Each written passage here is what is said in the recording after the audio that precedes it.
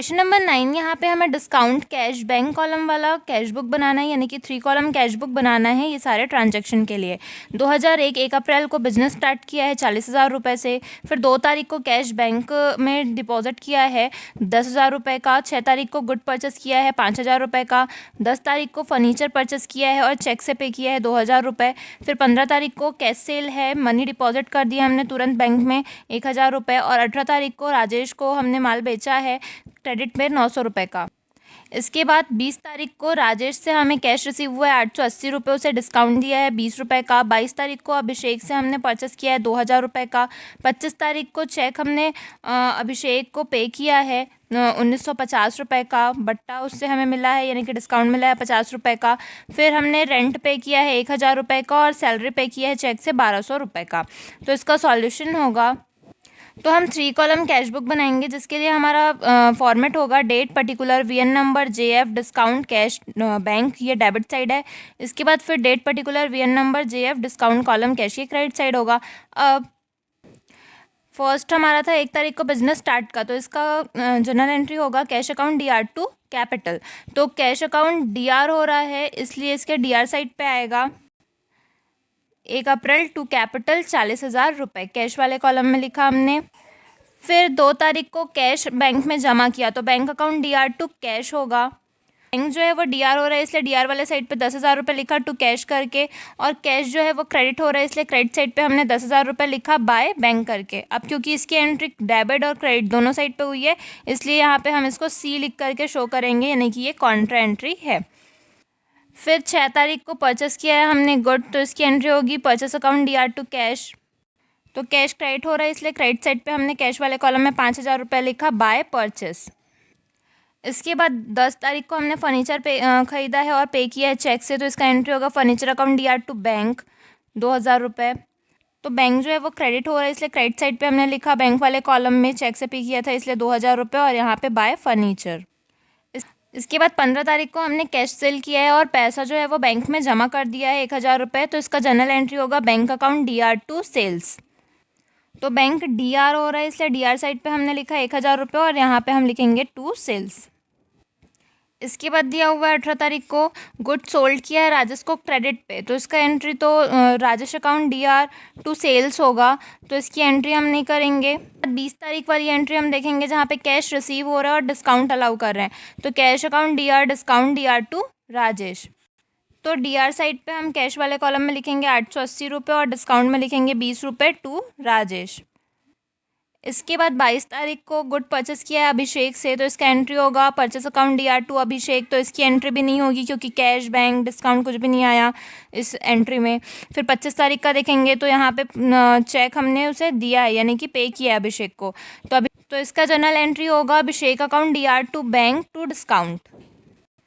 तो बैंक वाले कॉलम में हम लिखेंगे 1950 रुपये और फिर डिस्काउंट में लिखेंगे 50 रुपये बाय अभिषेक। 30 तारीख को हमने रेंट पे किया है, तो इसका एंट्री होगा rent account DR to cash. और सैलरी पे किया चेक से, तो salary account DR to bank. तो यहाँ पे हम लिखेंगे बाय रेंट, रेंट कैश पे कर रहे थे इसलिए कैश वाले कॉलम में 1,000 लिखा, और जो सैलरी था वो चेक से पे कर रहा था इसलिए हमने बैंक वाले कॉलम में 1,200 रुपये लिखा। अब इसके बाद हम टोटल करेंगे, तो ये डिस्काउंट वाले कॉलम का टोटल तो 20 रुपये ही हो जाएगा और इस वाले डिस्काउंट का 50, इसको हमको टैली नहीं करना होता। इसके बाद हम कैश वाले का कॉलम का टोटल करेंगे तो आ जाएगा 40,880 रुपये। बैंक कॉलम का टोटल आएगा 11,000 रुपये। उसके बाद हम यहाँ पे जोड़ेंगे 10,000, 5,000, 6,000, 1,000, तो आ जाएगा 16,000 रुपये, जिसमें से हमको माइनस करना होगा 40,880 में से 16,000 रुपये, तो फिर ये आ जाएगा हमारा 24,880 रुपये, जो कि हमारा बैलेंस कैरी डाउन होगा 30 तारीख को कैश कॉलम का। इसके बाद हम इधर टोटल करेंगे 2,000 रुपये, 1,950 रुपये और 1,200 रुपये को, और फिर माइनस करेंगे 11,000 रुपये में से, तो ये हमारा आ जाएगा 5,850 रुपये। ये भी हमारा बैंक कॉलम का बैलेंस कैरी डाउन होगा। इसके बाद हम लेज़र बनाएंगे, जिसमें सबसे पहले हम कैपिटल बनाएंगे। तो कैपिटल जो था वो कैश बुक में 1 तारीख को डेबिट साइड पे आया था, तो अपने कॉलम में वो क्रेडिट पे आएगा, इसलिए वो कैपिटल अकाउंट में क्रेडिट साइड पे आया। बाय कैश 40,000 रुपये, वही टोटल करेंगे और 30 तारीख को से बैलेंस कैरी डाउन करेंगे। फिर सेल्स बुक बनाएंगे, सेल्स एक ही बार आया है 15 तारीख को, और वो भी बैंक वाले कॉलम में आया है। तो हम जब सेल्स अकाउंट बनाएंगे तो बाय बैंक लिखेंगे क्रेडिट साइड पे। तो हमने यहाँ पे बाय बैंक लिखा, 1,000 रुपये टोटल किया और उसी को 30 तारीख को बैलेंस कैरी डाउन कर दिया। इसके बाद परचेस बुक बनाना है। तो परचेस भी 6 तारीख को बस आया है, कैश के कारण हुआ है परचेस 5,000 रुपये का।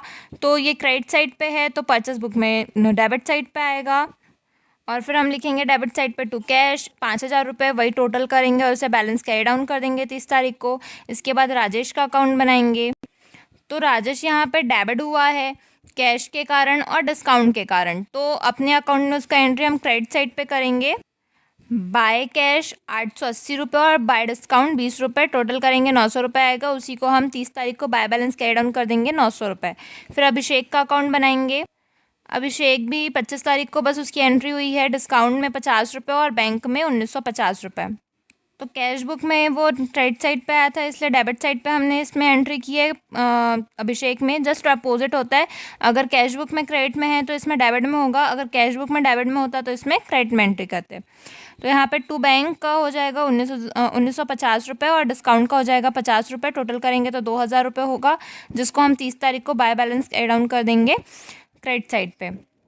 इसके बाद हमें फ़र्नीचर अकाउंट बनाना है और फर्नीचर 10 तारीख को आया है बैंक वाले कॉलम में 2,000 रुपये से। तो एंट्री ये क्रेडिट साइड पे है, तो फर्नीचर अकाउंट में ये डेबिट साइड पे आएगा बाय टू बैंक 2,000 रुपये। तो ये हमने फर्नीचर अकाउंट बनाया है, जिसमें टू बैंक हमने लिखा यहाँ पे 2,000 रुपये, यही टोटल करके फिर से बैलेंस कैरी डाउन कर देंगे। फिर रेंट अकाउंट बनाएंगे। रेंट भी क्रेडिट हुआ है 30 तारीख को, कैश के कारण 1,000 रुपये से ये क्रेडिट में आया है, तो रेंट अकाउंट में DR साइड पे एंट्री होगी। तो हमने ये डेबिट साइड पे एंट्री किया है टू कैश 1,000 रुपये, और इसी का टोटल करने के बाद इसे हम बैलेंस कैरी डाउन कर देंगे 1,000 रुपये से। फिर सैलरी अकाउंट बनाएंगे। तो सैलरी हमारा बैंक वाले कॉलम में आया है 1,200 रुपये से, तो इसकी एंट्री डेबिट साइड पे होगी सैलरी अकाउंट में। टू बैंक 1,200 रुपये उसे टोटल करेंगे और उसे कैरी डाउन कर देंगे क्रेडिट साइड पे। इसके बाद डिस्काउंट अकाउंट बनाएंगे। तो यहाँ पे जो डिस्काउंट है वो एक बार आया है 25 तारीख को, क्रेडिट साइड पे आया हुआ है बाय अभिषेक, मतलब अभिषेक के कारण है। तो इसे हम क्रेडिट साइड पे ही लिखेंगे, क्योंकि जब वहाँ पर से भी हमने वो डिस्काउंट वाले कॉलम से ही उसे उठाकर यहाँ पे लाया है। बस वो कैश बुक में था वो डिस्काउंट का कॉलम, लेकिन वो होता तो क्रेडिट ही है। तो यहाँ पे भी बस वो डिस्काउंट का ही कॉलम है, बस हमने उसका डिस्काउंट का पोर्शन अलग कर लिया है। इसलिए इसे ये बाय अभिषेक ये क्रेडिट में था, इसका भी एंट्री हमने क्रेडिट में ही किया है, ये कुछ अलग से नहीं बन रहा। बस डिस्काउंट का जो पोर्शन है उसको हमने अलग से निकाल के यहाँ पे शो किया है, बाकी कैश और बैंक का अलग रखा है। तो ये बाय अभिषेक हो जाएगा 50 रुपये, और 20 तारीख को राजेश का डेबिट हो रहा था 20 रुपये से, तो उसे हमने लिखा 20 रुपये। इधर टोटल करेंगे तो इधर का टोटल 50 रुपये होगा, फिर 50 में से 20 रुपये माइनस करेंगे तो 30 रुपये हमारा बाय बैलेंस कैरी डाउन आ जाएगा, और यही हमारा सॉल्यूशन होगा।